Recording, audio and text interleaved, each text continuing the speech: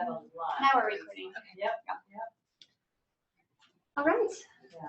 Well, hello again. We are at the final session of our day today.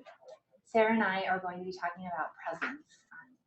What does this mean? What does this look like? And hopefully this will lead nicely into our activity tomorrow. Sarah and I have done this. Well, I guess we can get to the, I hate to jump ahead. I have a tendency to do this. So what do we want to focus on today? We're going to look at why are we here? And then what is social teaching cognitive presence as defined by the research and by us too. And then we're going to investigate kind of this progression from the outskirts of each one of these areas into the epicenter known as this educational experience that students hopefully have when these three pieces come together. And then we'll think about some reflection and takeaways and talk a little bit about what our hopes are for tomorrow's session on the same topic. So first and foremost, why are we here? We want to take a look at this theoretical approach, and this approach is known as the community of inquiry. And this is certainly not an idea born from Sarah and I, but rather some researchers. And we have a bunch of information and resources that we can share, but I don't want to take time with going over specifics, but we can share the research that we looked into. But this idea of the community of inquiry and the community of learners works quite well in higher education because this is how people learn. It's coming together with that collaborative environment, but moreover, that inquiry piece too, that willingness to question and explore and implement. So this community of the teaching social and cognitive presence allows for that community to occur. So it's a very theoretical approach to designing your online course and to designing various activities and assignments. And not everything will necessarily encompass these three pieces, but to be thoughtful about each one of them when designing course content will aid you and the student as well. So taking that theoretical approach and kind of paring it down into something a little more tangible and something that you can kind of take away and implement. And then of course we want to put this theory into practice. So that's what we're hoping to accomplish today, but it will definitely spill into tomorrow as well. So I guess, Do you want to I don't think go we have a over what- background in it. yeah, not really a background. I think of kind of how we've this isn't the first time that we've done this, kind of worked on this topic with people. We've kind of done a series of workshops. We have, and it started back in January. So I'll kind of fast forward here or rewind a little bit here. Back in 2016, CU Online was thinking about a new way to approach training. We didn't really like the concept of, okay, everyone sits in rows and you listen to me drone on and on for 2 hours about a topic and then you leave. And that's not to say that model doesn't necessarily work, but what we were hoping with this particular strategy, specifically around the presence, was to ask faculty to be more engaged. So with that, we hosted 4 sessions this past spring semester.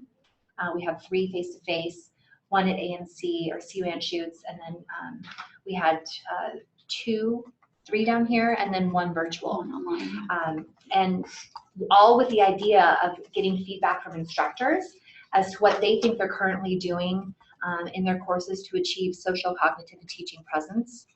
And it was designed in such a way that we didn't give them much information about the theory, about these specific areas. We wanted it to be a very green experience for them to just think about what they're currently doing given the knowledge that they have around these key pieces. And then we dug a little bit deeper and we worked together as teams and individuals to bring those 3 pieces together into that epicenter of the educational experience. And then Sarah and I learned a lot too about what we hope to offer come fall of 2017, offer in terms of sessions underneath these key categories. So our hope is to have 3 sessions under social, 3 sessions under cognitive, and 3 sessions under teaching as defined by our faculty group that we had at these 4 sessions this past spring. because we really wanted to take the approach that we want to know how to help our faculty. We want to know what areas they would like more information on, and then move from there. So today's session, we want to go over some of the highlights that we received from our faculty that participated, and we want to explore what these 3 areas are and what they mean. And then tomorrow, and I'll get into that later, but that was kind of the background, and it was new for us to approach it in this way, where we really leaned on the faculty to give us insight into what and how they are achieving these different areas, because everyone's very different. And what works here at the Denver campus, we found in some instances would not work at the medical campus. So that too was very informative for us working here at CU Online. So, so this is important because when you think of presence, you think, well, standing in front of your students, I'm here, I'm present, they can see me, they can touch me. But what if you're online? What if you are face-to-face? Being in front of them isn't necessarily being present. So this idea, this concept is really what's important. And what does that mean? Because it's very, it depends on the individual that you're talking to. It depends on the discipline that they're teaching. And really looking at that holistic approach to your teaching, thinking about these 3 categories allows you to think about that start to finish product for your student, but also for you, the instructor, to really determine what you need to have in your course, how you, the instructor, need to be inserted into the course, what's most beneficial for your presence as it relates to your students. And then, you know, as an instructor, creating that deep and meaningful learning experience, but moving more from that collaborative. Yes, that's important for your students to be collaborative with both their peers as well as you, but then moving it to that constructivist approach of actually implementing it, exploring it further, asking the questions. So moving that needle a little bit more to that actual implementation, which would then identify that learning experience. So hence the 3 parts here of social, cognitive, and teaching. That's what you're bringing together. So I'm going to take over for just a little bit because we'll kind of drill down into these 3 areas of social, cognitive, teaching. But essentially the big idea, which Kate kind of already touched on, was that these effective communities, these effective learning communities of, you know, your group of students in your course, rely on presence in the personal relationships, inquiry, facilitation from you as the instructor. The idea is that increased presence in any and all of these areas leads to a richer experience for your students, and of course then increased student success. So that, of course, that big goal that all of us are reaching towards is more student success. And so the idea is just trying to create that richer experience for them in the collaborative learning process. So the 3 areas. First, we start with social, and the social presence is the ability of the learners to, and again, this is kind of focusing on the online environment. If we're not able to see each other quite yet, we're kind of just names at this point. It's the ability of the learners to really project their personal characteristics into that community. They're presenting themselves as real people. You know, hobbies. Maybe what I look like, what do, you know, kind of what are my background and where am I coming from? What are my interests? It is characterized by expression through maybe your writing, maybe videos. You know, I can kind of get myself a little bit more across if I'm having, maybe I'm doing a video or using photos. It's about group cohesion. It's about open communication. Part of this also is that, you know, creating your online identity, the student creating their online identity. It's also about the faculty member, you yourself creating your online identity. How do you want yourself to come across and be present in that space? It's your style. It's also a lot about safety. It's creating a community and relationships so that I, as the student, feel safe to kind of put my thoughts out there and share and to learn from each other. The cognitive presence is it's defined by the extent to which the participants in this community are able to construct meaning through the communication with each other. So very much a constructivist approach. There's different phases that are kind of, when you start to parse out cognitive presence, there are different phases. There's kind of that triggering event of triggering this problem or identifying this issue that us as a group, we kind of need to look at, solve, learn about, understand. There's exploration of this topic. There's also integration and resolution, which would be more of the applying the knowledge, creating kind of a little bit into those deeper levels of that Bloom's taxonomy that we talked about earlier. So the big ideas here are collaboration, application, that's getting into a much deeper cognitive presence level of actually applying the ideas, and testing the ideas as well. We're maybe testing them out with each other. We're maybe testing them out in the field. So that's sort of the idea of cognitive presence. And then of course, teaching presence. And this very much kind of falls on your own style and presence as an instructor in the online environment. It's the design, the facilitation, the direction. It's how you are sort of implementing the social and the cognitive into your course. How are you facilitating those processes? Of course, with the goal of realizing personally meaningful and educationally worthwhile learning outcomes for your students. So as an instructor, of course, you already know you're wearing multiple hats. There's instructional design, there's designing the course itself, and what message does that portray to your students? What presence does that give to the students? It's the facilitation of the course and of the assignments, of the interactions, of the communication, and it's also the direct instruction that you have with them too. So design, development, delivery, those are kind of all the things that as the instructor that you put into the course, and what does your presence look like for them? So these are sort of how these areas are defined, but how do they, first I want to go over the challenges in each one, because that's important too.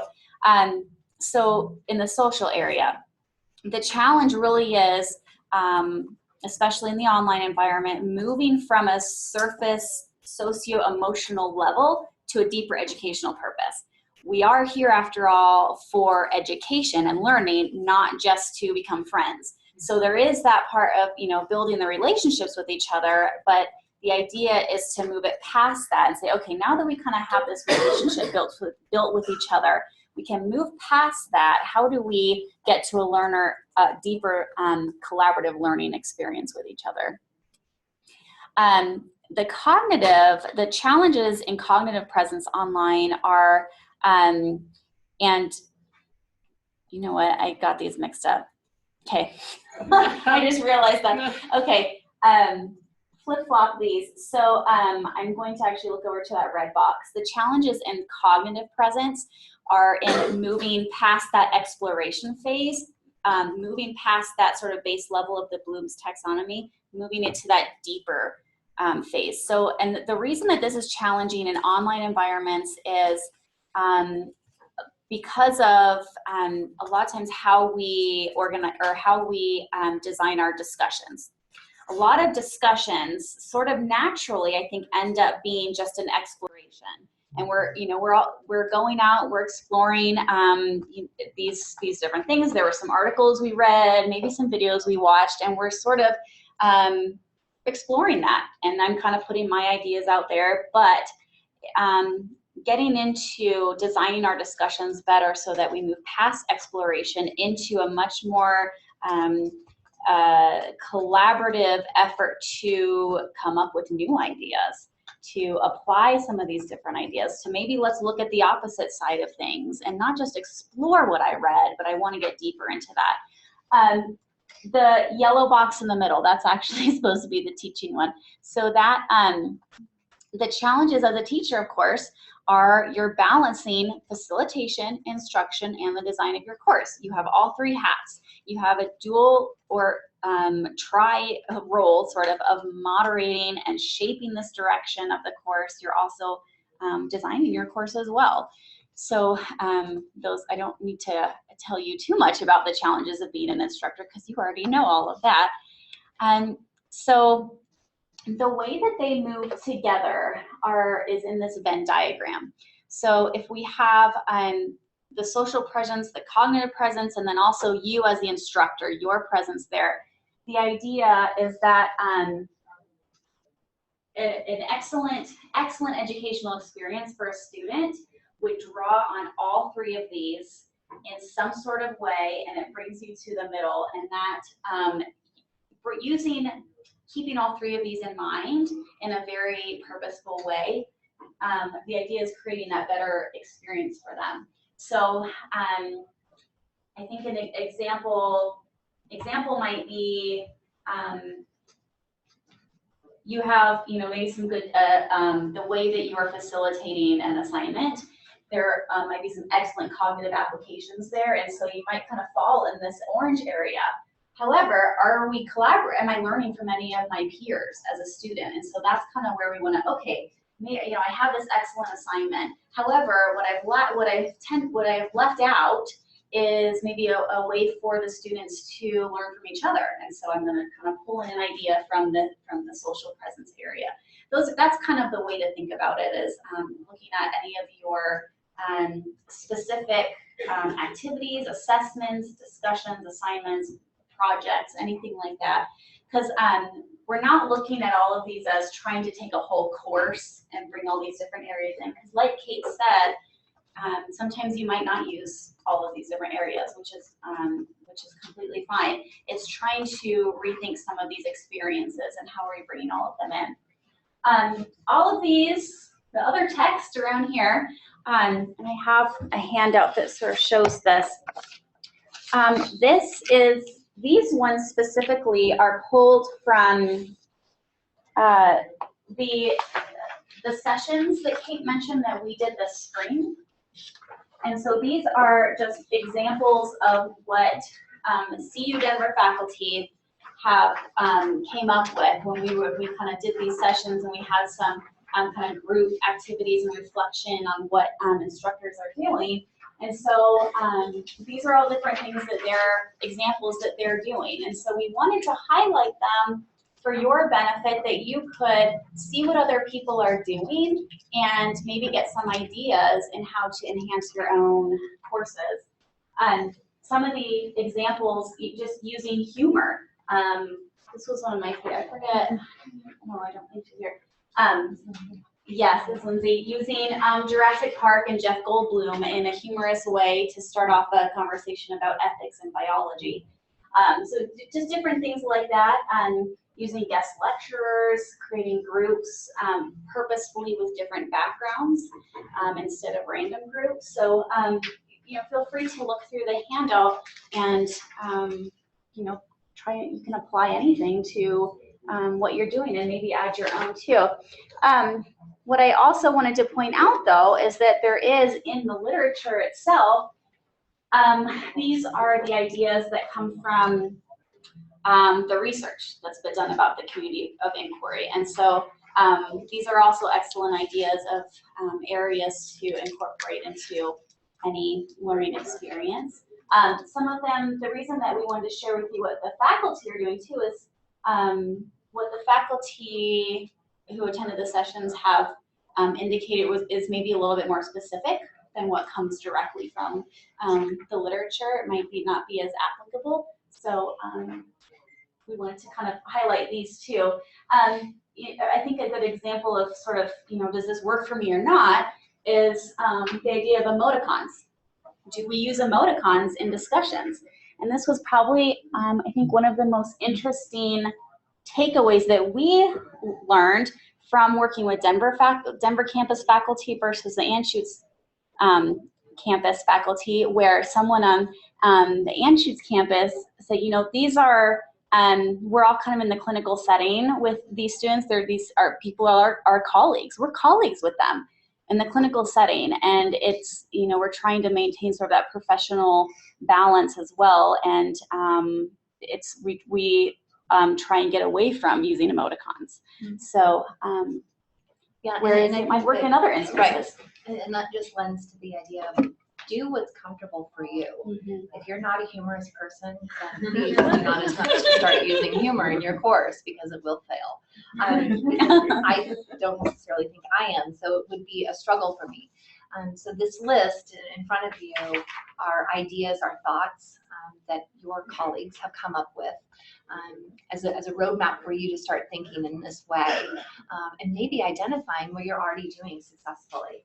I know Michelle has participated in one of the events, and have you participated Yes. too? Yeah, you Yes. were there too. Mm-hmm. So if you wanted to share anything about your experience in that session, but it very much is a personal experience for you as the instructor and what you feel comfortable with and what your students are comfortable doing.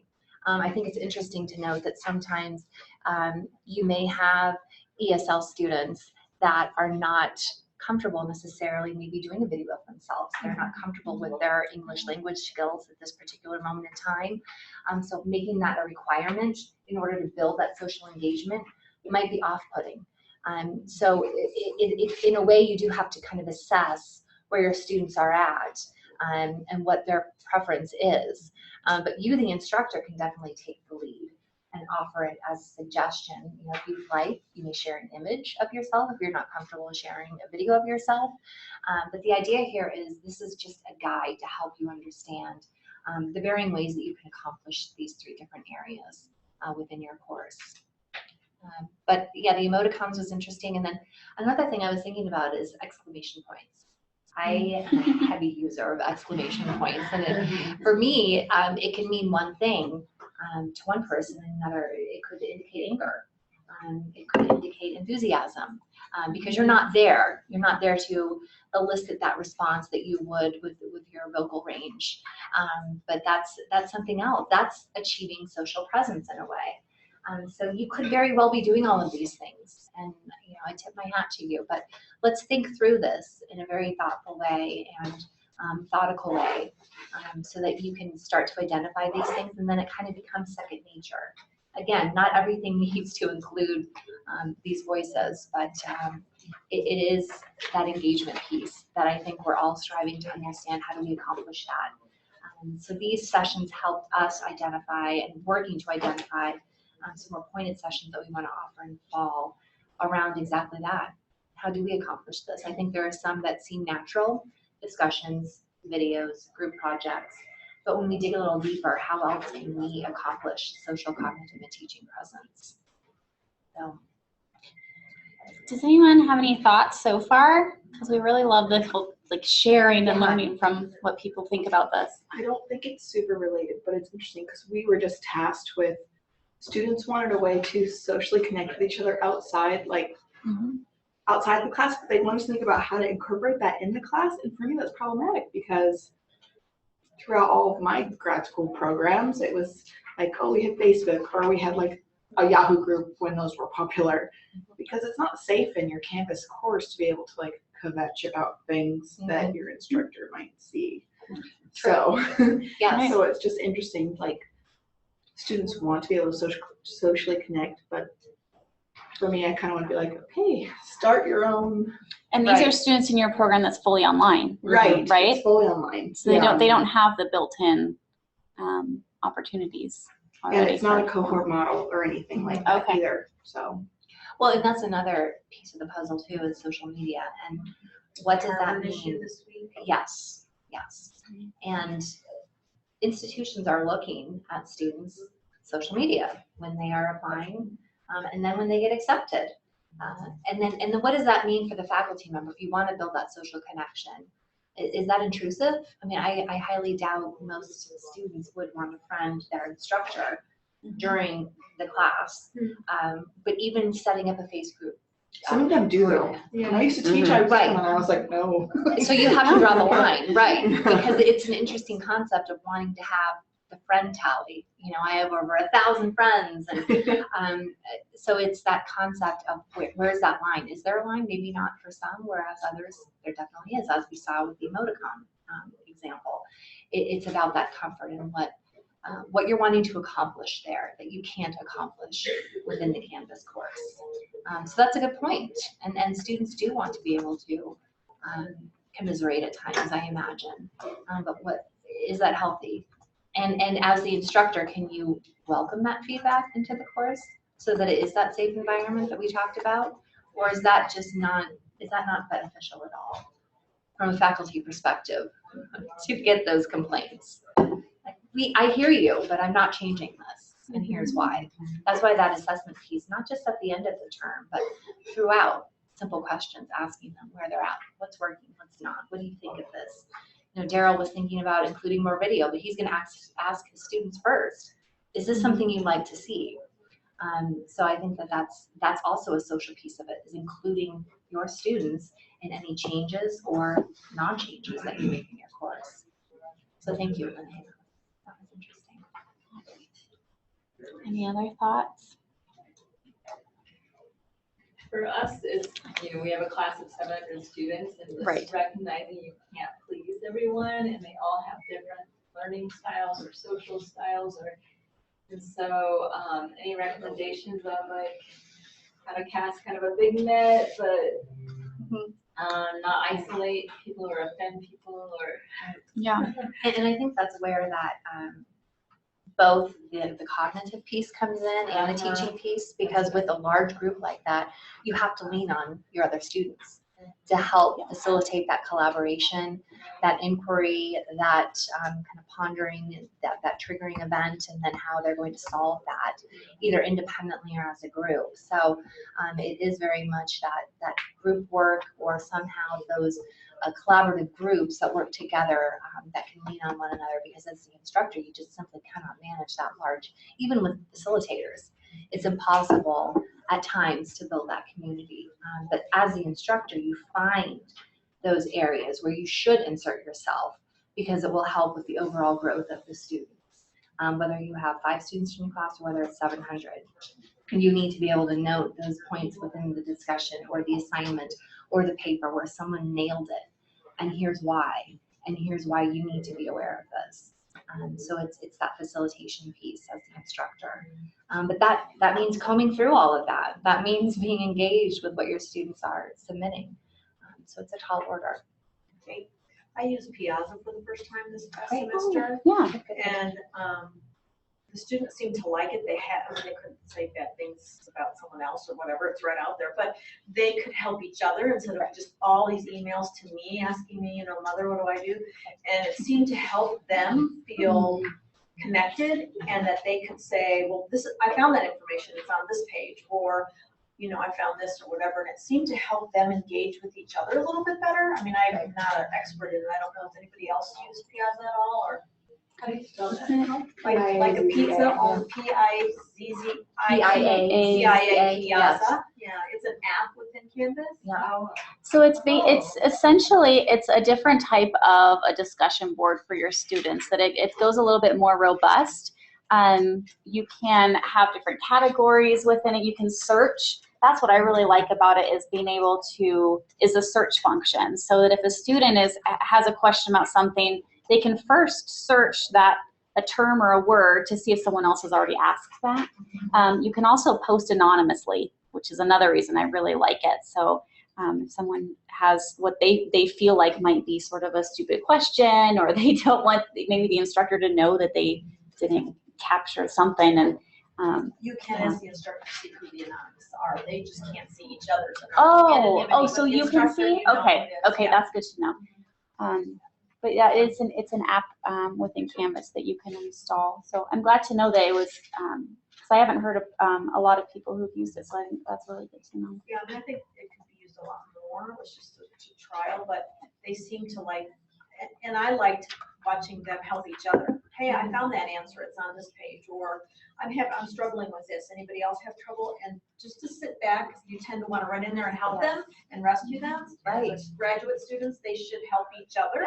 Yeah. And so it's a way for them to do that and just kind of sit back for a little bit and see if somebody else will pony up and answer them. Yeah. And so I thought it was kind of helpful. And I think it's a good idea, so what you've touched on too, that just having that forum, that area available for students throughout the whole semester, not just this week's discussion forum where it's about this topic, but it's an area for students to ask any question. Let's discuss anything in this maybe a semester-long open discussion. that's there. In using Piazza is an excellent example, or you can just use the discussion boards that in Canvas and have something that's open all semester long too. So it's a good. Well, I think, you know, I think what we'll do, Sarah, is cap it off for today. With kind of a little information about so tomorrow, Sarah and I also have the final session around presence.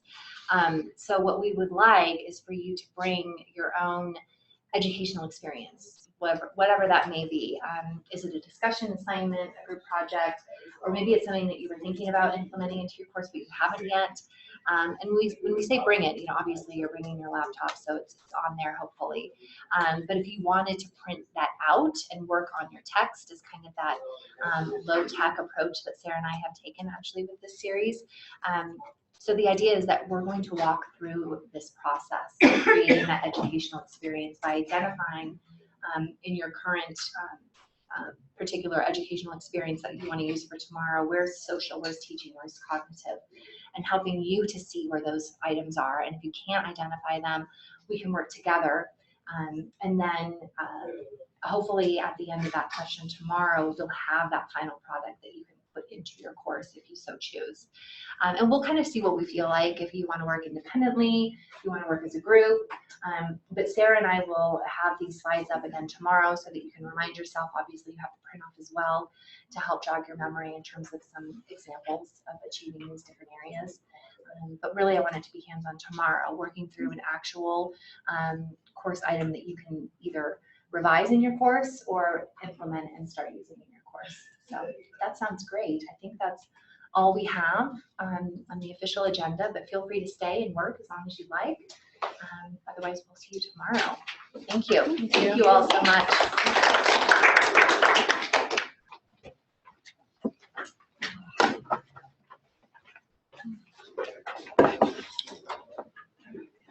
Street to 104 right around the corner. Oh, really? Good. I was like, ah,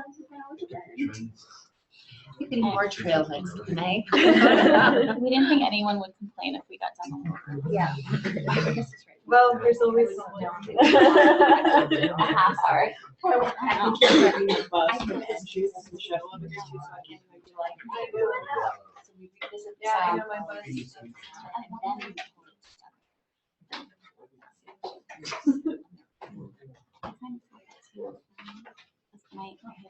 I built this because we never really, I didn't really have a good. Now to figure out who cared about this in my mind. Well, I brought another laptop bag. So I wasn't even thinking, but I think that is maybe a good way to review.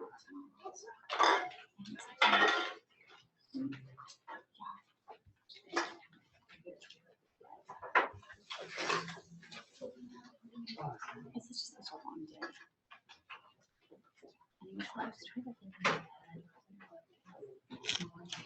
Fantastic. I was trying to, I was just talking to Alex about it. Why does it still so much more intense? Exactly. Well, I think the day was short. I mean, it's cool. Yeah, but also I think we had as many. Yeah. Yeah, there's more to like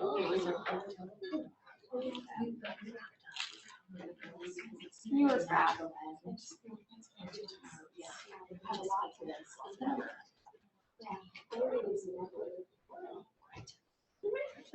What's this about? Early is good.